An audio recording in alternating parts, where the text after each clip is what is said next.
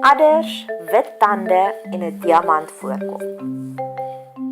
Ek het nou onlangs 'n video gemaak oor wat is jou woord. Ek sal die link hieronder plaas. Maar hierdie video is 'n opvolg met wat is jou woord video wat ek nog 'n awesome getuienis het. Ek het met my Malgeese die vriendin het ons ad nauseam hierdie versie bespreek. Jesaja 11 vers 8 en die suigeling speel by die gat van 'n adder en die gespeende kind steek sy hand uit na die kuil van 'n basilis. En ek het hierdie versie as een van my woorde vir die dag opgeskryf op 5 September. En 2 dae later kry ek kritiek WhatsApp oor my liefste prinses bediening.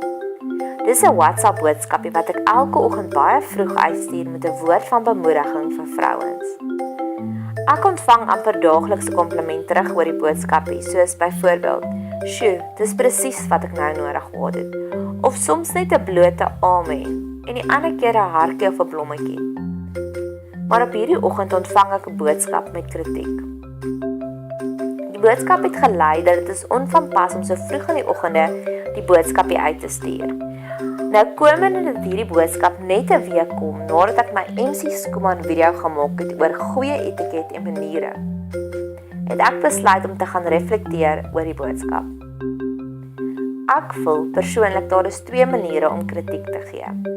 Een wat opbouend is, wat gentle is, wat sommer dadelik net die issue adresseer en nie die mens se karakter aanval nie. En die tweede een wat glad nie gentle is nie, wat jou laat terugstyer in ongeloof en wat ook sommer jou karakter aanval. Van tevore was ek 'n kritiekfobia. Hierdie tipe kritiek wat in kategorie B inval, sou my sommer vir 'n week laat spiral het, vir my skaamte laat ervaar het, vir my sommer dadelik 'n onvanpaste toestemming gegee het om 'n pity party te hou. Jy weet daai famous enetjie van nobody likes me, everybody hates me. En terwyl ek so reflekteer, besef ek dat die ander boodskapie het waar geword. Die ander, die ding wat my fobia was, het gebeur.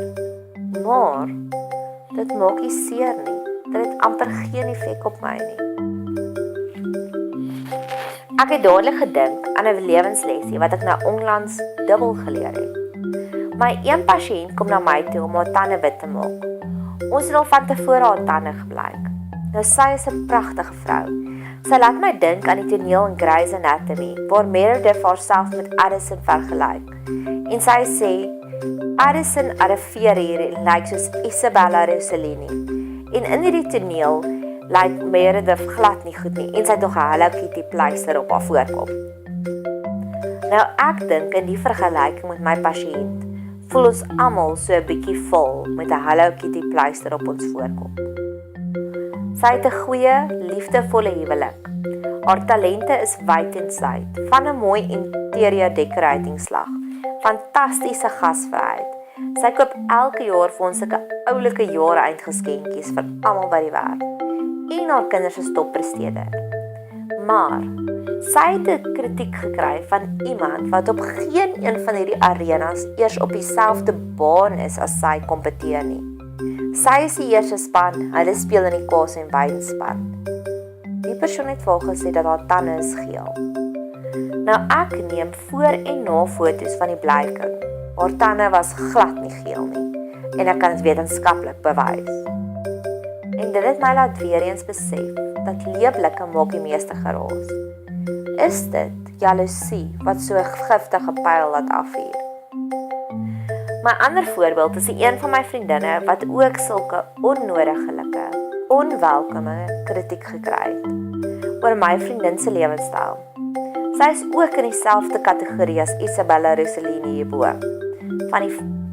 Ook, my vriendin het byvoorbeeld geld en klere in 'n sport en die ander persoon sukkel om die skool se span te maak. En die kritiek was so ongeldig.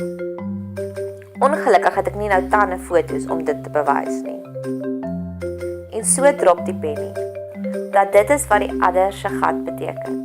Dat die dinge waarvoor ons van tevore gevrees het, gaan nie meer vir ons skade doen nie. God beloof nie om al die adders te verwyder nie. Die kritiek gaan nog steeds kom, maar die vrees is weg, die skade is weg, die skaamte is weg en die pity parties is weg. En so op die onderwerp van kritiek het dit my laat dink aan een van my gunsteling beloftes in Esegiel. Hier stuur God die arme Esegiel profeet na die rebelse stoute kind Israel om erg in hoofletters met hulle te gaan raas. En God weet dat Esegiel sal nie die gewildheidskompetisie wen van die jaar nie. Maar kyk wat se spesiale beskerming gee God vir Esegiel teen hulle kritiek. Esegiel 3 vers 9. Jou voorhoof maak ek so hard soos 'n diamant, harder as 'n rots. Jy mag nie vir hulle bevrees wees of vir hulle verskrik wees nie, omdat hulle 'n wederstrewige huis is. Mag ons almal diamant voorkoppe hê, dat ons nie meer bang is vir onnodige kritiek nie.